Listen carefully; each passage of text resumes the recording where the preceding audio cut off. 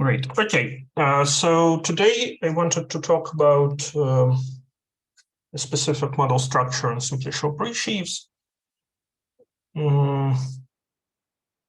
This is one of the examples of higher tupoia or model tupoia. I don't know. If there are any questions, as usual, please ask me right away, because it probably will be pretty incomprehensive otherwise. Okay, so let's start from some general considerations about possible equivalences between simplicial presheaves. So, as you can see,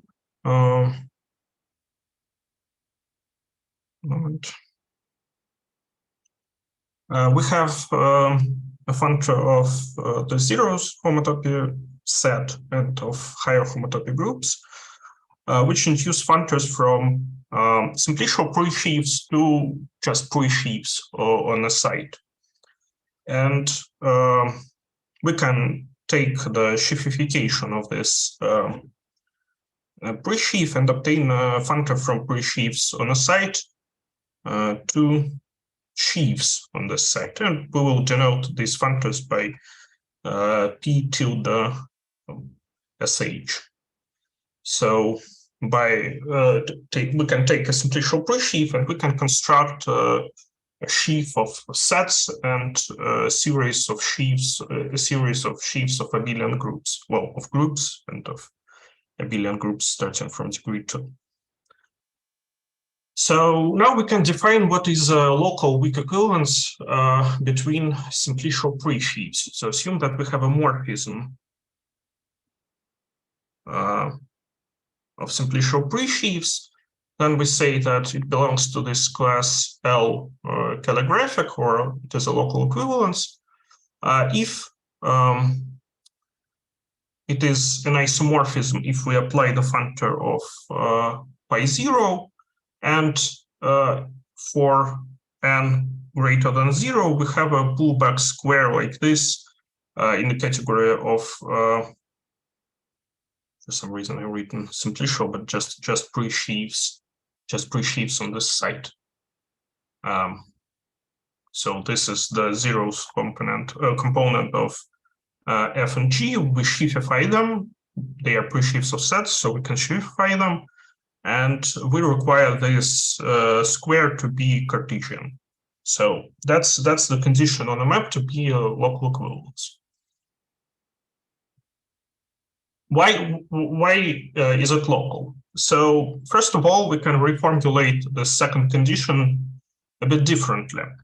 Another way to state this is that, first of all, of course, the first condition must hold, so it is an isomorphism on pi zeros, but then we can say that also it should be an isomorphism between such sheaves. So we take any object in C, we take the restrictions of f and g to the slice category C over U, and then we require the induced map to be an isomorphism, where x is an arbitrary point, so an arbitrary object of C over U. And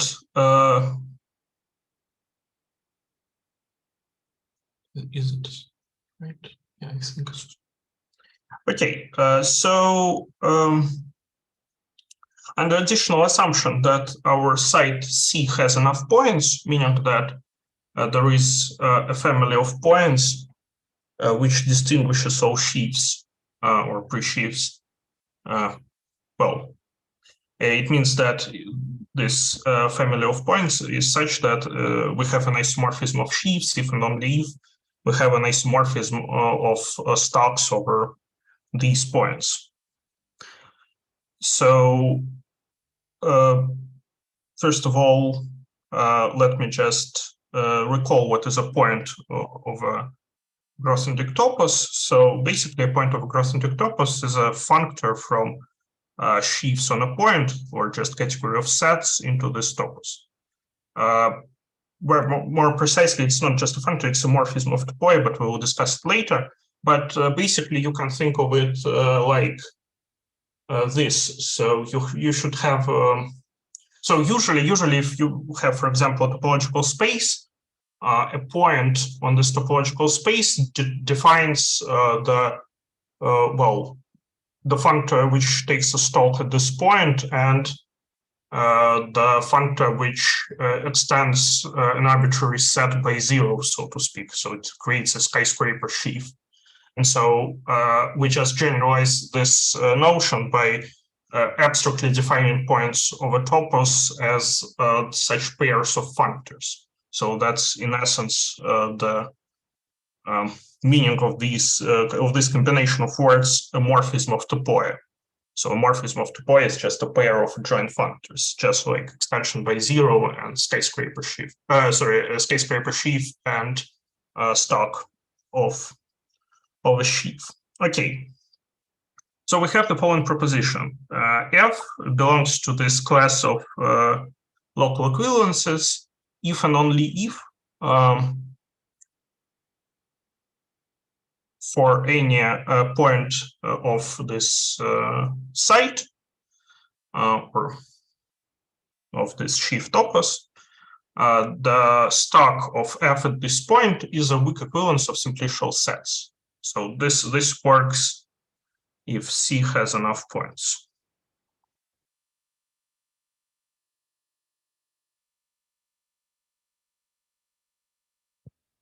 And that's the classical definition of local equivalence between simplicial presheaves. However, today we will try to find another approach to defining local equivalences and local fibrations, etc., in terms of descent and hypercovers. So that's just some basic idea of what we're working with. So local equivalences are basically maps between presheaves which induce a homotopy equivalence between fibers of these sheaves at each point. Since fibers are simplicial sets, this makes sense. Okay, so let's just think of a general picture here. So we have simplicial presheaves on an arbitrary site, and we have two kinds of model structures on this category. So first kind of model structure is a family of global model structures. There are many, but the one common property of these model structures is that weak equivalences are defined object-wise, meaning that a map is a weak equivalence if and only if there's a weak equivalence on each object. So as you can see, weak equivalences, which basically define the homotopy theory of a model category, do not depend on Grothendieck topology on this site. So in a sense, they are not very geometric, these model structures. They just know something about the shape of this category, but they do not know anything about topology. However, there is a different kind of model structure, and these are model structures. These are local model structures where weak equivalences are local weak equivalences, which, as you can see, depend heavily on the Grothendieck topology of this site, because when we sheafify something, we obviously use Grothendieck topology. And this means that this definition of local weak equivalence, even in terms of homotopy groups, is dependent on the Grothendieck topology, and local model structures reflect the geometry of a category. So our goal today would be to describe one very particular local model structure on simplicial presheaves called the Jardine model structure. So first of all, let's give some important examples of global model structures. There are two of them. They're dual to each other. And the first one is the projective model structure. where fibrations are defined object-wise, meaning that the map is a fibration, if and only if it is a fibration on each object. And cofibrations are defined by left Lipschitz property with respect to trivial fibrations. So trivial fibrations suggest global fibrations, which are also global weak equivalences. And there is also a dual injective model structure where cofibrations are global cofibrations and where fibrations are defined by the right Lipschitz property with respect to global trivial cofibrations. So these are two important kinds of model structure on simplicial sheaves, and they actually work for presheaves valued in arbitrary model category, not necessarily simplicial sets. But we don't use any other model categories today here, so that's relevant. Okay, so we denote this category of simplicial presheaves with injective model structure by this sPSh of C. And this category is a proper model category, meaning that pull back along fibrations and push out along cofibrations of weak equivalences are again weak equivalents. So an example of a proper model category are topological spaces or simplicial sets. So I can say that that's two different examples, but nevertheless.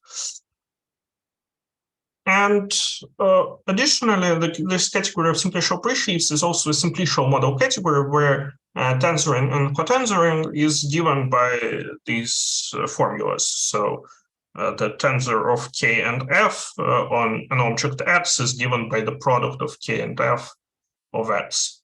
And similarly, the cotensoring or power of F with respect to K is given by the corresponding cotensor in simplicial sets.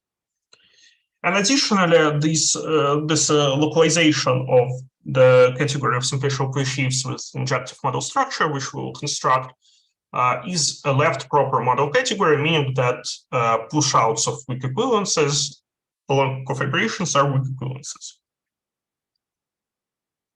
Okay. So obviously, in the world of model categories, lifting programs played a crucial role.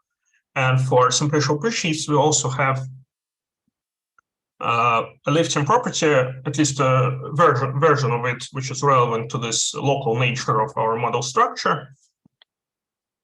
And this lifting is defined like this. So assume that we have a diagram like this, where X is an object of our category. What is the local lifting in this diagram? Well, obviously, there should be some kind of locality to this condition. We can't just say that we should have a lifting here. So the correct notion is the following. We say that this diagram has a local lifting if there exists a covering family UI to U, UI to X, such that for each element of this family, there is a lifting. We do not require these liftings to be coherent in any way. We just say that at least there should exist a lifting over each open subset, so to speak. Okay, so that's the notion of a local lifting. And now let's define the notion of a local fibration. Well, if we have a lifting problem, then defining a fibration is quite straightforward. We just basically apply the Kant condition and say that we should have this sort of lifting in this diagram. So we say that a map between simplicial presheaves is a local fibration if it has a local lifting for any object in our category. And obviously any pair nk. So that's basically just the condition where we replaced the notion of global lifting with the notion of local lifting. Okay.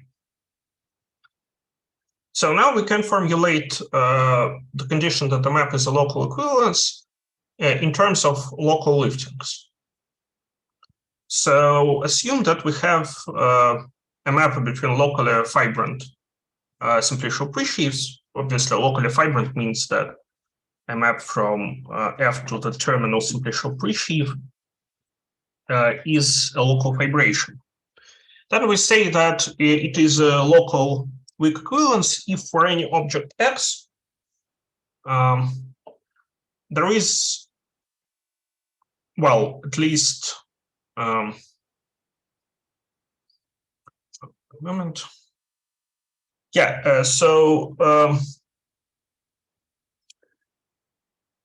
if there exists a relative homotopy lifting of in this diagram, what that means? Well, that means that we have a covering family UI to X such that over an arbitrary element of this family, we have a lifting such that the upper triangle commutes and the lower triangle commutes relative to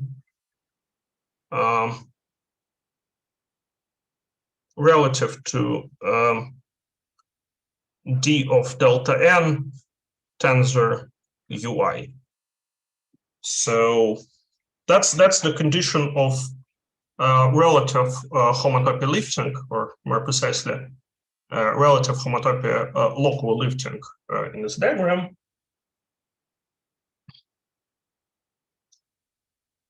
And now we can formulate when a map is a trivial fibration. Well, it just means that for any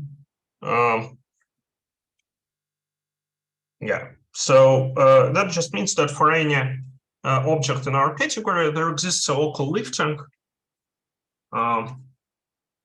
in this diagram. And the corollary is that local fibrations are closed, local trivial fibrations are closed under pullbacks. So there's that. Well, this corollary is quite immediate because if we have a pullback, then we can just extend this local lifting by the universal property. Okay, so we have one important property of local fibrations.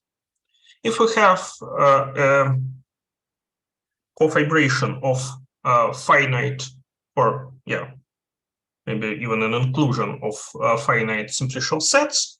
A finite simplicial set is finite if it only has a finite number of non-degenerate simplices. Then for any map between simplicial presheaves, which is a local fibration or local trivial fibration, this map of cotensors, well, from this cotensor to this fibered product, is either a fibration or a trivial fibration. If the initial map was a trivial fibration, then it's a trivial fibration. And if it's just a fibration, then this is just a fibration. Okay. So now we arrive to an important notion, which is not relevant just for simplicial presheaves, but relevant to topos theory in general. That is of a generalized cover or local epimorphism. So assume that we have a morphism of presheaves on the site. Then we say that it is a generalized cover or local epimorphism if for any morphism from a representable presheaf to B, there exists a covering family on X such that for any element of this family, we have a factorization like this. So we have an obvious morphism here, this morphism that we have by assumption from y adds to B. And we require an existence of a lift from YUI into E such that this diagram commutes. So basically, this notion of generalized coverage just, in a sense, it generalizes the notion of a covering family. But now we're working not only with objects of C, but with simplicial, well, just presheaves, with presheaves as well. So we have covering families on the category C, but we don't have the notion of a covering family on the category of presheaves. However, this somewhat amends this problem, and we obtain the notion of a generalized cover. In a bit, I will show an example of a generalized cover, which somewhat explains this logic. Okay, so one particular example is that if B is representable and E is a co-product of representable presheaves, then F is a generalized cover if and only if this family of maps from E alpha to B is a covering family. So that's one justification for saying that generalized covers generalize covers or covering families, if you want. So now let's see how local trivial fibrations can be characterized in terms of generalized covers. So assume that we have a simplicial presheaf on our site. Then we denote by M and tilde the following presheaf of sets. So we take the cotensor of F and the boundary of N simplex, and we take the zero simplices inside of this simplicial presheaf. We obtain just a sheaf of sets. Then we have a canonical map from Fn to M tilde NF, which is induced by this restriction morphism on simplicial presheaves.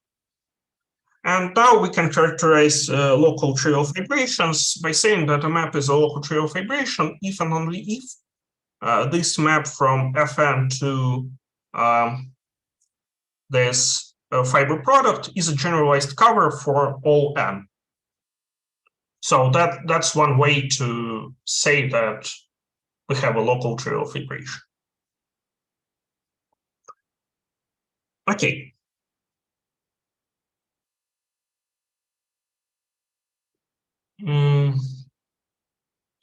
So now we arrive to the notion of a hypercover in a category on category C. We say that the simplicial presheaf augmented over an object X of the category C is a hypercover of X if for each component UN of this U, it is a co-product of representable presheaves. And additionally, if this morphism is a local trivial fibration. So this is a discrete representable presheaf, and this is just some simplicial presheaf, and we require this map to be a local trivial fibration.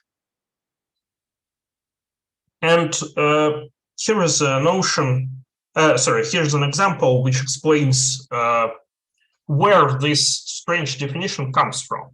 So if you recall, during the last talk, we introduced the notion of a Czech groupoid, its nerve, and subsequently the Czech presheaf. And it's, well, in the category with pullbacks, it makes sense only there. We define the Czech simplicial presheaf like this. So we take fiber products of elements of this covering family, and we give the structure of a simplicial presheaf by utilizing projections as the structure maps, well, at least as face maps. but the generation maps are defined quite easily as well. We just need to repeat an element of the covering family in this fiber product, and we will obtain the degeneration map.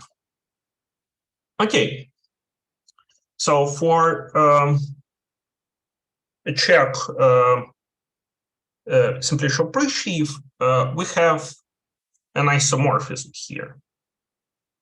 So not just a generalized cover, but an isomorphism. So it's a stronger condition, and we can see that generalized covers and so hypercovers in a sense generalize the notion of a check simplicial presheaf of a covering family. So it can be seen that it is insufficient to require descent with respect to only check simplicial presheafs or check hypercovers.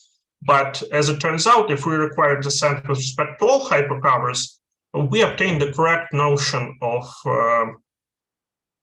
simplicial, simplicial sheaf in this Jardine model structure. So hypercovers generalize check covers. That's the idea of this example. So now we can formulate the notion of a descent with respect to a hypercover. Would say that F, which is an object-wise fibrant presheaf, satisfies descent with respect to a hypercover U dot to X if F of X is homotopy equivalent to the homotopy limit of this diagram, which we will sometimes denote like this. So as you can see, this is somewhat of a generalization of a notion of a usual sheaf if we drop HO here and if we truncate this this hypercover at degree 0 and 1, so at degree 1. So if F is not an object-wise fibrant presheaf, then we say that F satisfies descent with respect to U to X if it satisfies if its fibrant replacement in the projective model structure satisfies descent with respect to this hypercover. Okay. So now let's see why sheaves are in some sense, well, in very precise sense, but for now, in some sense, are a local local objects in our model structure. So assume that we have a simplicial presheaf on our side C, and we have a hypercover U to X. Then F satisfies descent with respect to this hypercover if and only if we have a weak equivalence of simplicial mapping spaces between the representable discrete simplicial presheaf corresponding to X to the injective fibrant replacement of F, and maps from the simplicial presheaf U dot into the same simplicial presheaf. You can justifiably ask why we make a replacement only on the nodes. Usually when we define a simplicial mapping space, or well, any kind of mapping space, it should be defined as a mapping space between cofibrant replacement and fibrant replacement. But since we're working with simplicial presheafs, each simplicial presheaf is cofibrant because each simplicial set is cofibrant, which means that we only need to make a replacement on the nodes. And so this is precisely the notion of a local object with respect to this particular map of simplicial presheaves. Okay. So now another important notion for hypercovers, just as regular covers, we can refine them.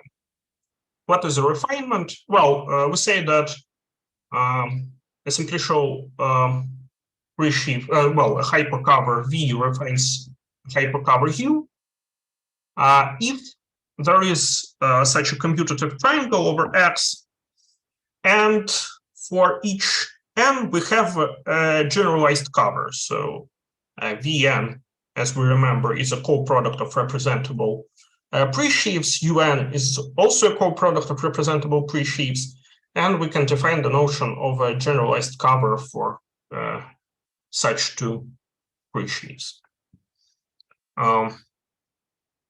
Okay. So now we can relate hypercovers with local trivial fibrations. So assume that we have a local trivial fibration, and assume that we have a cofibration of finite simplicial sets, which, as we know, is just a retract of a monomorphism of simplicial sets. So if F is a local trivial fibration, then there exists two hypercovers of X such that there exists a lifting in this diagram. So if we have a morphism like this, then there exists a refinement of U to V and a lift which makes this diagram commute. Okay, so that's one property of local trivial fibrations and its relation on to hypercovers. So idea of proof of this result. Assume, first of all, that our cofibration of finite simplicial sets is just an inclusion. I'm sorry. It's just an inclusion of the empty simplicial set into a point, and assume that we have an arbitrary map from hypercover to a simplicial presheaf G. Then by the local lifting property, there exists a covering of U0 by some collection V alpha and lifts from V alpha to F.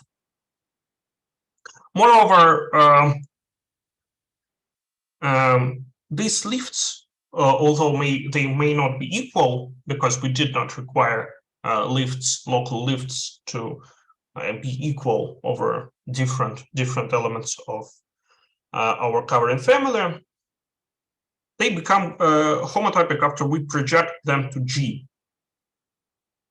So we have that. And I remind that V alpha beta is just an element of a covering family over V beta, such that we have a commutative diagram like this. This is afforded by the definition of a coverage on the site, which we discussed last time.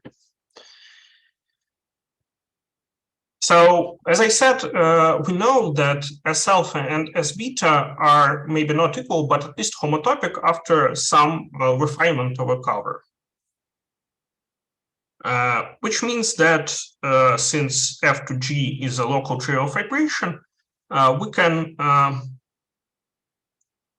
find a lift from the homotopy between S alpha and S beta to G to a homotopy from S alpha, S beta to F. Maybe we will need to do another refinement of V alpha beta, but at least we know that such a lifting exists. That's just the local lifting property of local trivial fibrations. And that's great. It means that we can continue to construct a hypercover in this fashion. So V alpha beta is just so V alpha is just the zero stage of our hypercover, then V alpha beta is the first stage, etc. We construct such a hypercover inductively, take care of coherence between the lifts on first 2 intersections, as we did here, then on 3 intersections, etc. And after resolving it, we obtain a hypercover V, which satisfies our condition. So that's the idea of proof of this useful proposition, which relates hypercovers to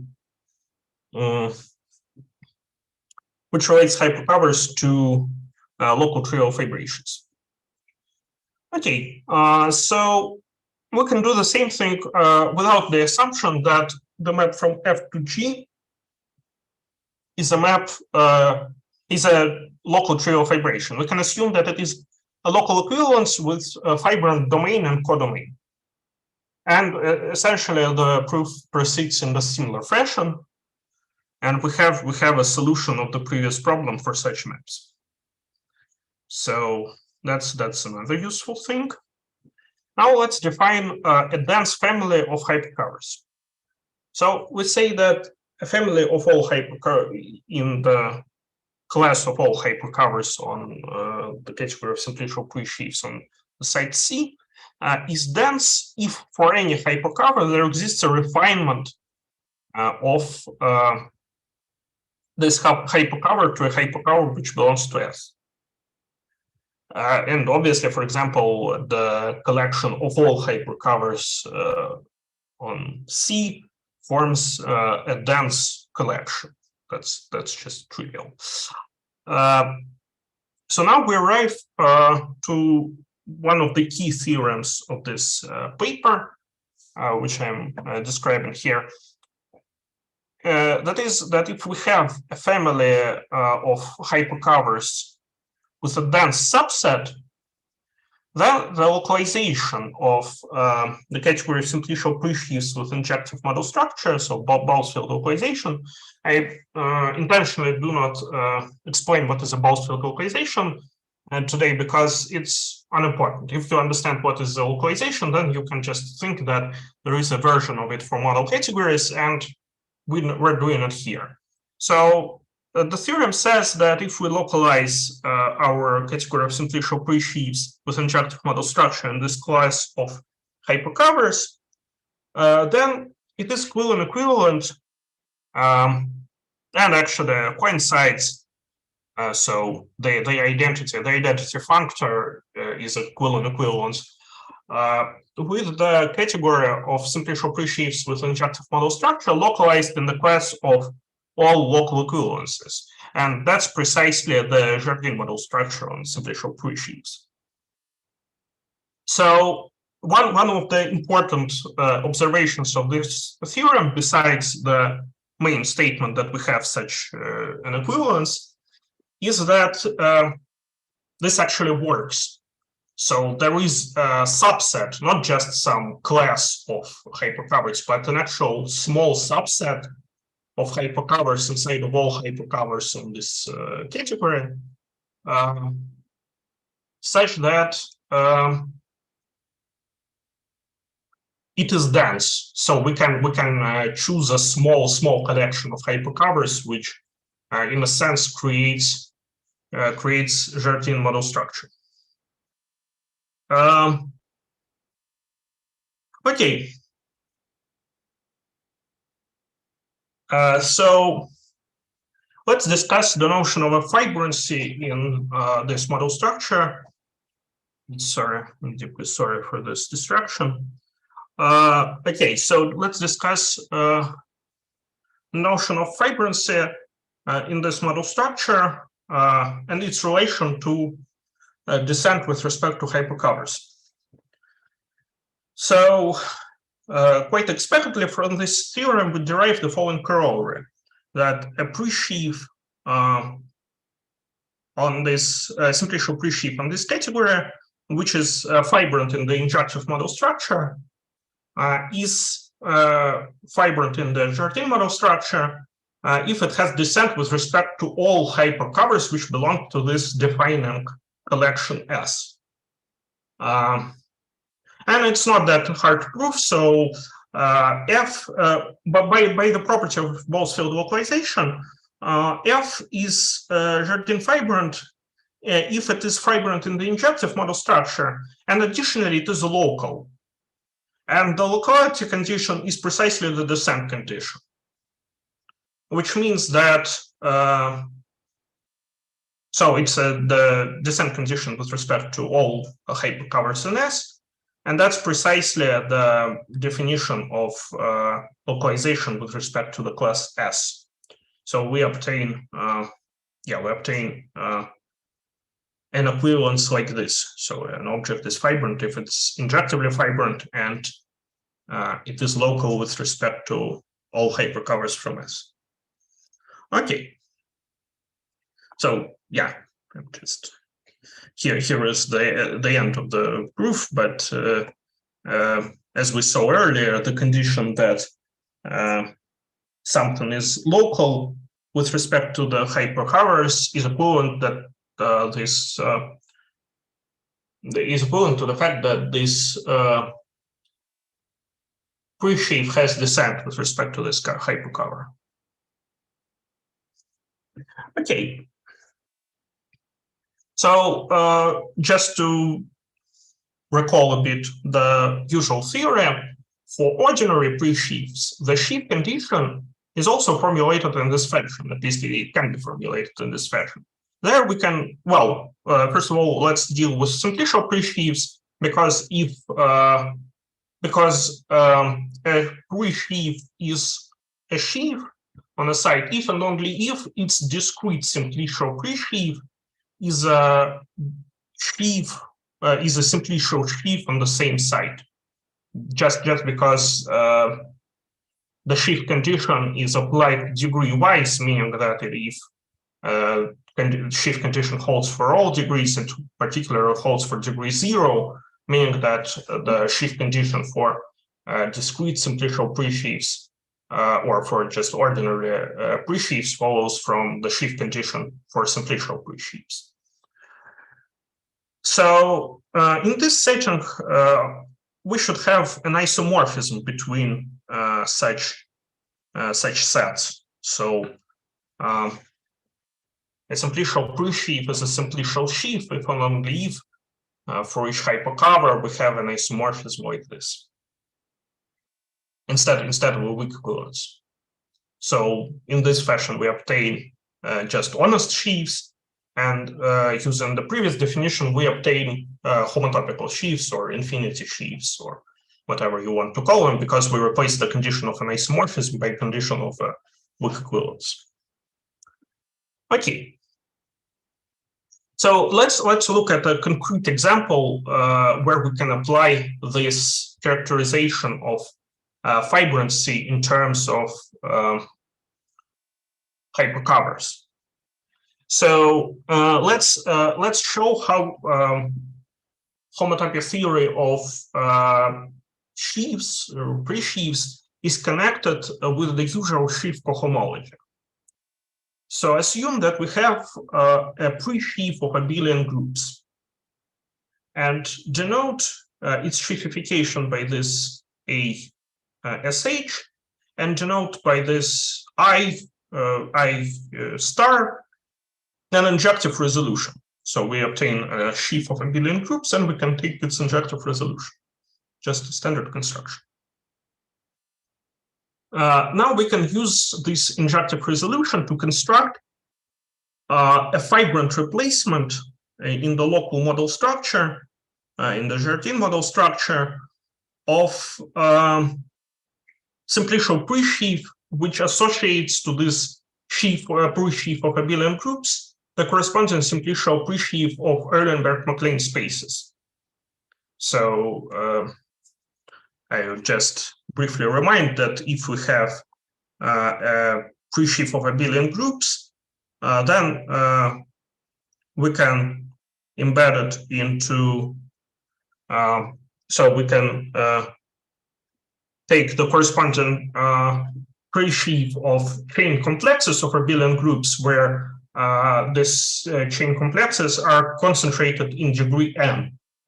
Then we can apply the Dolch-Kahn correspondence to obtain a simplicial abelian, a presheaf of simplicial abelian groups. And then we can apply the forgetful functor to obtain a presheaf of simplicial sets, which gives us precisely the Erlenberg-MacLane space of this, well, the presheaf of Erlenberg-MacLane spaces of this presheaf of abelian groups.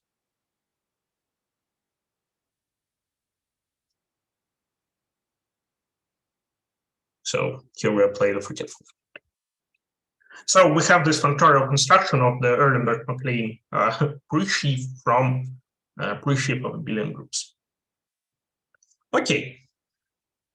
So first of all, we can construct another presheaf of chain complexes, which is defined like this. So this another I has in degree n minus k the presheaf of abelian groups ik, and I0 consists of nth boundaries of I. So it probably, well, it's sort of a flip of this injective resolution and a truncation of it. So the idea is that the injective resolution is a co-chain complex, because if you remember, the injective resolution starts in degree 0 and then it increases its degree. But here we turn it into a chain complex truncated at degree n appropriately, so it's a homotopically correct notion of truncation that necessitates the placement of this group dn of I in degree 0. And then we can take the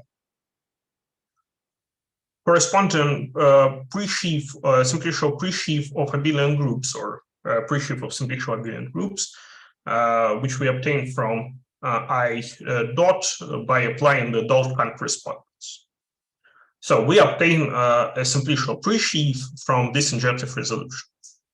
And we want to, well, we claim that actually this I hat is in fact the desired fibrant replacement of the Erlenberg-MacLane simplicial presheaf. And first of all, observe that this map iota, which was induced by the map, by the identity map in degree 0, oh, I'm not sure that it isn't an identity map, it's more like an inclusion. For some reason, I wrote an identity map, but that's just the usual inclusion of the abelian group or presheaf of abelian groups into the injective resolution. It induces a map from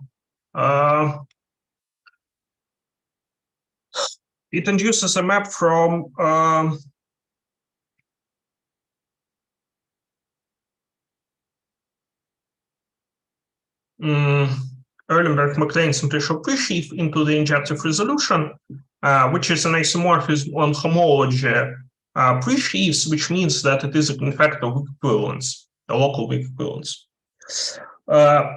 So let's prove that this presheaf is in fact fibrant. So we will prove it by showing that it satisfies descent. But first, let's see how homotopic classes of maps into the Erlenberg-MacLane simplicial presheaf correspond to sheaf cohomology.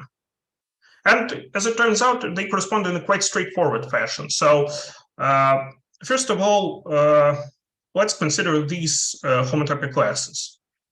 By the usual theorem about homotopic groups of simplicial abelian groups, which can be extended to presheaves, we see that this thing, in fact, coincides with homology of this complex of this complex. So that's Dalt-Kahn correspondence plus the result that homotopic classes of maps into simplicial abelian groups coincide with homology of the Moore complex. And this thing here, by the usual sheaf theoretic construction, where we take an injective resolution, coincides with the sheaf cohomology of the sheafification of this sheaf over the site C. So we see that actually this homotopic theory of sheaves allows us to recover the usual homological algebra of sheaves in terms of homotopic classes of maps into Erlenberg-MacLean objects. And I don't know, I think that's quite nice. So now let's prove that this object which we constructed is in fact fibrant. Well, we'll use our fibrancy criterion, which utilizes hypercovers. So first of all, assume that we have an arbitrary hypercover of X, then define Z of U as a simplicial presheaf valued in abelian groups, which would construct just by applying the free abelian group functor in each dimension. So that's the usual construction of a simplicial abelian group from a simplicial set, or correspondingly from a simplicial presheaf. We obtain a simplicial presheaf of abelian groups. So by result of Jardine, the map from Z of U to Z of X is a resolution. And it means, in particular, that if we take the set of maps from, the simplicial set of maps, even a simplicial abelian group of maps from U to I, then by adjointness, we will obtain an isomorphism with the simplicial abelian group of maps from this free abelian group into I.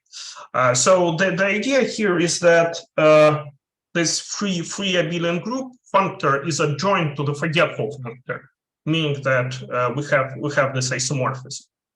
But we can observe that actually, since we're dealing with simplicial abelian groups or presheaves of simplicial abelian groups, this is nothing but a totalization of a bicomplex which corresponds to this, to this. I don't know how to say it any more clearly, but we obviously have these presheaves, and we can compute the value of IQ on this presheaf of on this presheaf, yes. We even know that it is a coproduct of representable functors, so it becomes quite straightforward to compute the value of IQ on QP. We just need to take the product of IQ on each of the components of UP, and the value of a presheaf on an object of a category is a well-defined thing. But we actually obviously can compute this value even for non-representable presheafs. I'm just saying that in this particular cases, it's quite straightforward. And now it remains to apply the bicomplex spectral sequence to this totalization. And since I is an injective sheaf, it collapses, and we have an isomorphism that homology of this thing is isomorphic to homology of this thing, meaning that the map from here to here is a weak equivalence, giving us the desired result about the fact that I has descent with respect to the hypercover U. So we've shown that I is fibrant, which means that our previous considerations about homotopic classes of maps from presheaf to the Erlenberg-MacLean from a presheaf to the Erlenberg-MacLean presheaf are justified. So we indeed obtain a sheaf cohomology of X valued in sheaf ASH. Okay. So now let's make a small digression about the notion of a geometric morphism of topoia. Assume that we have two topoia. As usual, we're just considering Grothendieck topoia, meaning that E and F are sheaves on some sites. Then a geometric morphism between them consists of a pair of adjoint functors, F lower star or push forward, and F upper star or pull back or inverse image. Then you can call this a direct image. And we additionally require this left adjoint F upper star to be inexact, meaning that it should preserve finite limits. Okay, so in this sense, the previous notion of a point is just a geometric morphism from sheaves on a point into sheaves on some site C, where sheaves on a point obviously are equivalent to sets, and then we obtain this adjoint pair of which I was talking before. And if we interpret this concretely, we for example topological spaces, we obtain the extension by zero and the fiber functors. Okay, so let's consider a particular example. If we have a morphism, a functor between sites, then we have a natural pair of adjoint functors between categories of simplicial or just presheaves valued in an arbitrary category. It doesn't matter. So how this works? Well, the direct image functor is defined very easily. We just need to take the value of this sheaf on the image of an object of C under the functor F. The inverse image functor is defined a bit trickier, so I'm not sure that it's visible, so I'll redraw this diagram. We need to take the left Kan extension of G with respect to F. So we have a functor F here, we have a functor G here, and we need to take a left Kan extension. So when I said earlier that we can do this construction for arbitrary categories, well, obviously we may have some problems with defining the inverse image if the category where we take the values of our presheaves is not sufficiently complete. But we will assume that we can always define this left Kan extension, and then everything works. So by a functor between sites, we obtain a functor an adjoint pair of functors between presheaf categories on these sites, and it can be shown that this adjoint pair restricts to an adjoint pair between sheaf categories.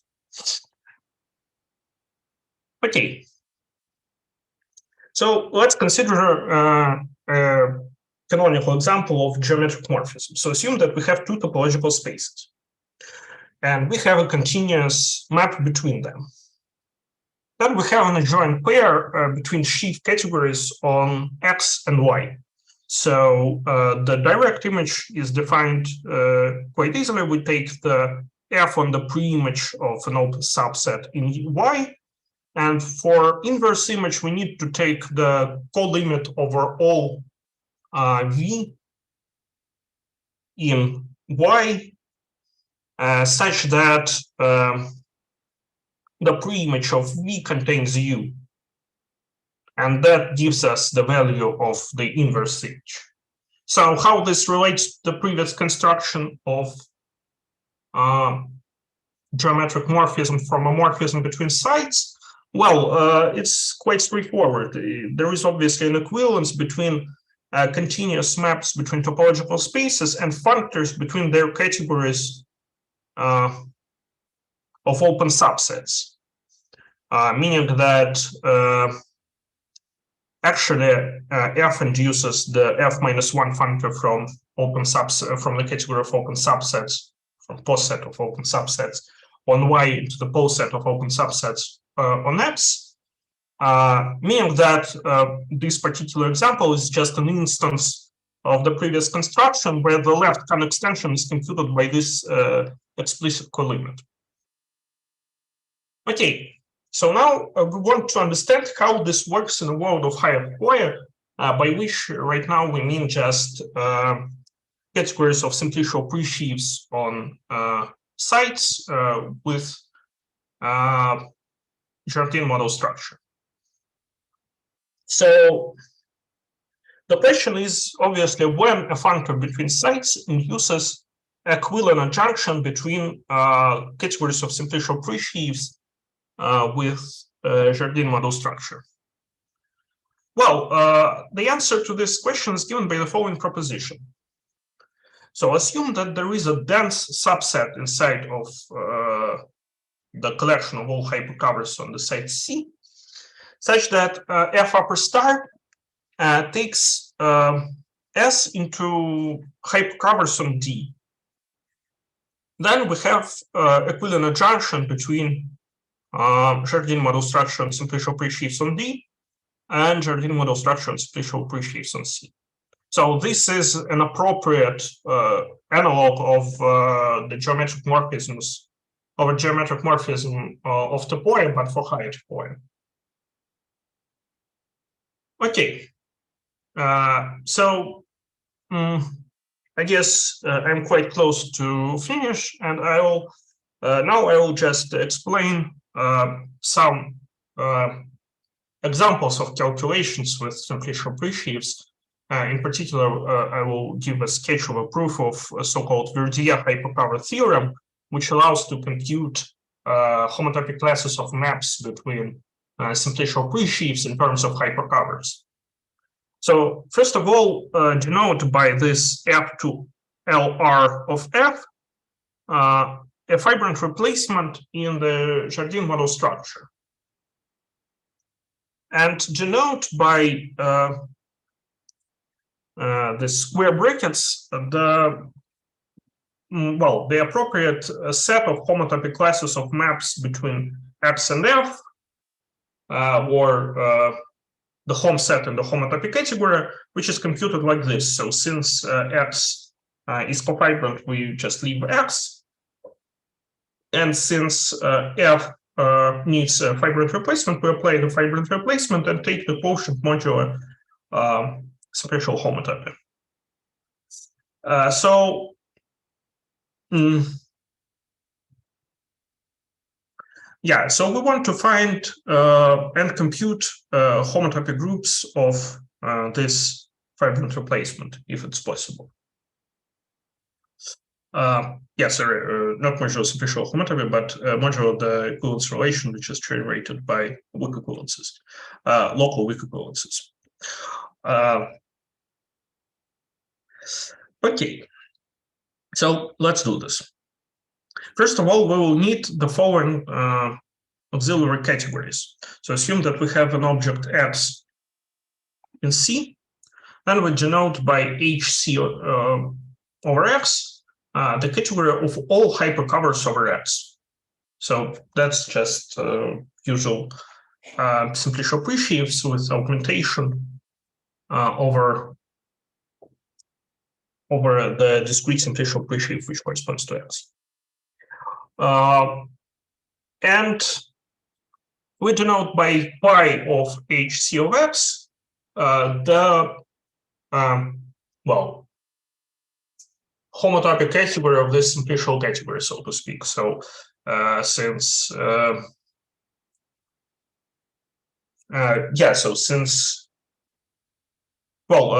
not sure. Okay, so never mind. So we just take the same objects and as in HC of X, and as sets of morphisms, we just take the homotopic classes of maps between these simplicial presheaves. And we have the following proposition, which was first proven in SGA4, that this category of hypercovers over X is in fact filtered. This can be seen exactly borrowing to the fact that each two hypercovers admit a common refinement and even a split hypercover, which refines them. But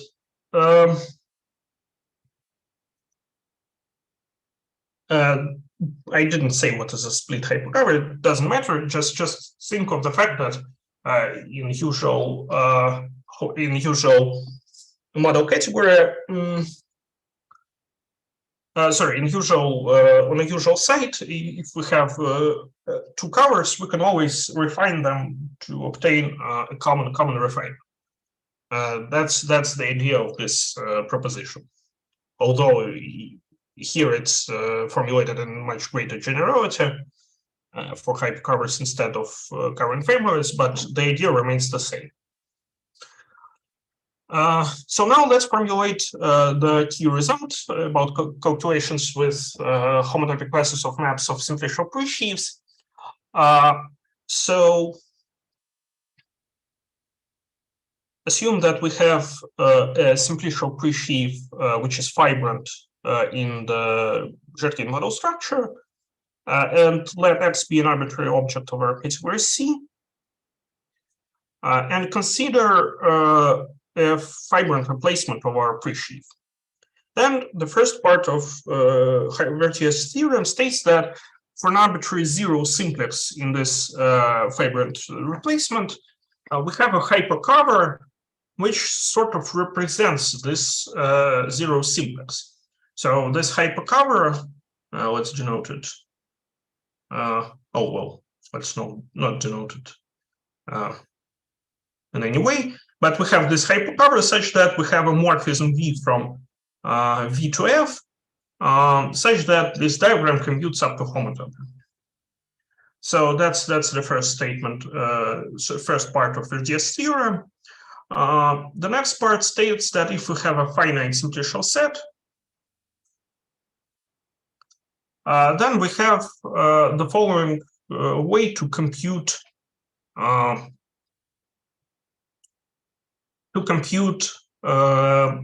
the homotopic classes of maps from K tensor X to F. We just need to take all hypercovers over X, consider this filtered category, and then we can just take the co-limit of all homotopic classes from K tensor this hypercover to F.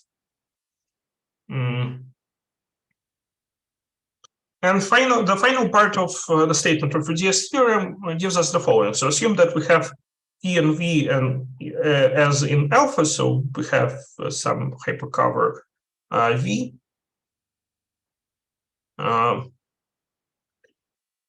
which is a hypercover over X, and which goes to the fibrant replacement.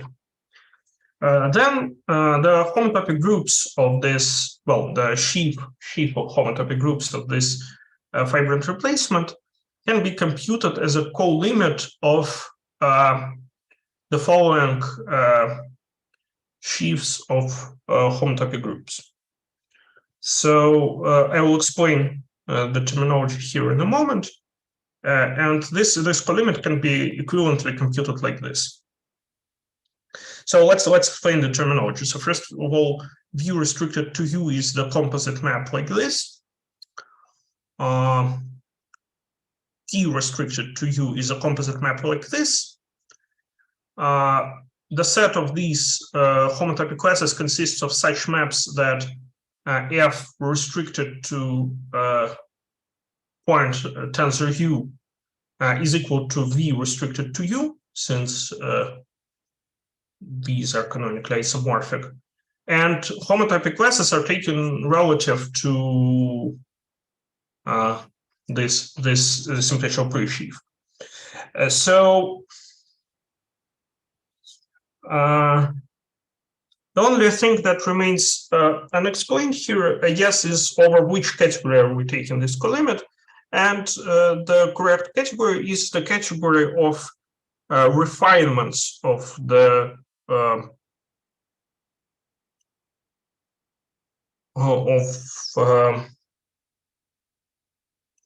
the simplicial presheaf V. So we take HCX over V, and we take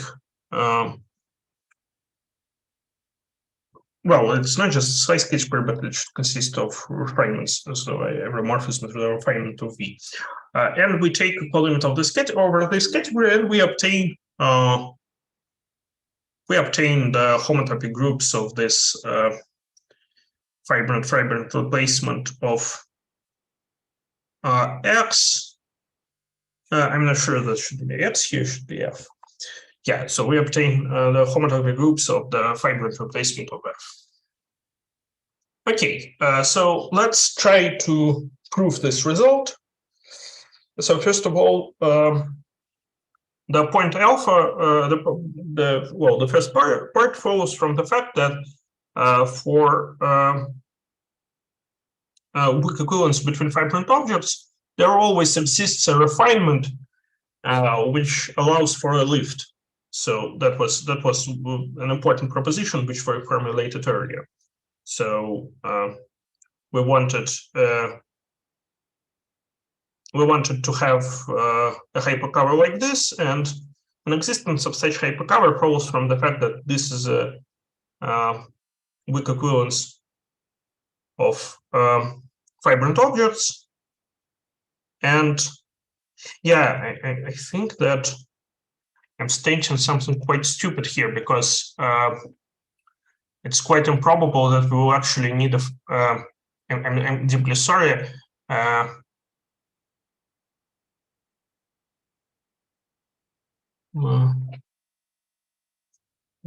Wait a moment. Something that I don't quite understand here.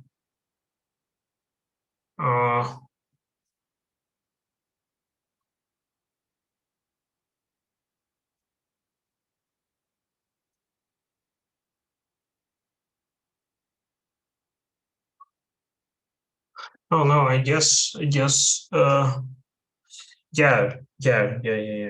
So that's why it was so stupid, because Oh,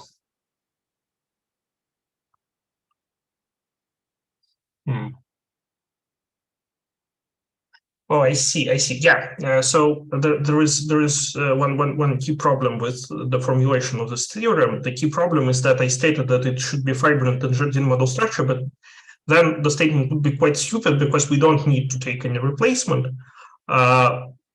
Actually, what I meant to say was that F should be locally fibrant. So we don't require it to be injectively fibrant, but we require it to have a local fibration into the terminal object. So yeah, so this should be local fibration. Okay, then it makes sense. Okay, so assume that we have these conditions, then the point alpha follows from the fact that since we have a trivial local fibration between this presheaf and this presheaf, we have a refinement for which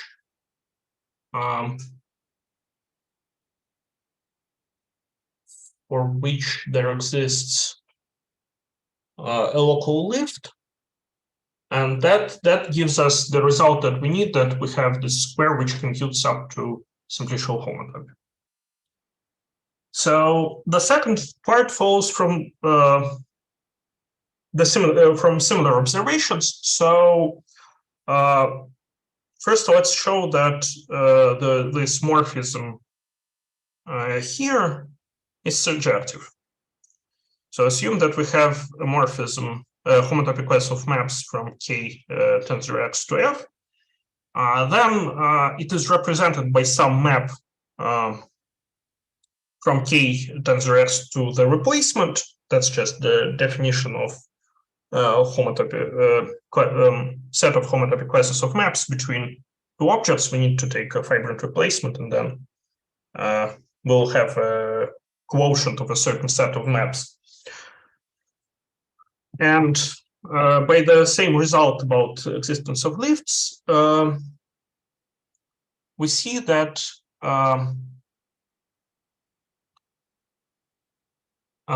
we have that since this is a local weak equivalence, since this is a local weak equivalence, there exists a lift for a suitable refinement, which means that this map F here for this refinement U is actually the map which has the prescribed homotopic class from here, from which we started. So the map from the colimit is surjective. Now let's prove that the map from the colimit is injective. Assume that we have two maps which in the colimit, which map to the same thing in this group. That means that they are homotopic after taking the replacement. So if we take the composition from KU to F and then to the replacement, we obtain homotopic maps. Hence, there exists a hypercover which refines U such that we have a lift like this. But that means that in the homotopy, in the set of homotopy classes of maps from K tensor V to F, F and G coincide, meaning that they already coincide in the colimit, and thus we have an injective map, and thus we have an isomorphism between homotopy classes of maps from K tensor X to F and this colimit. So this shows that we have an isomorphism like this. And the final part is proved also quite similarly. So we have an equivalence like this because the replacement is fibrant. And this yields the first isomorphism in the part gamma. So the first isomorphism is like this. Since they're homotopy equivalent, their homotopy groups are isomorphic. Because, well, homotopy groups commute with colimits, so this works. And the final isomorphism is proven absolutely similarly to the way we've proven the point beta. So we just consider Lifton problems like this, and we see that we have surjective and injective map from left to right. So surjective and injective map to this colimit. Okay. So I guess I want to finish here today. Thank you for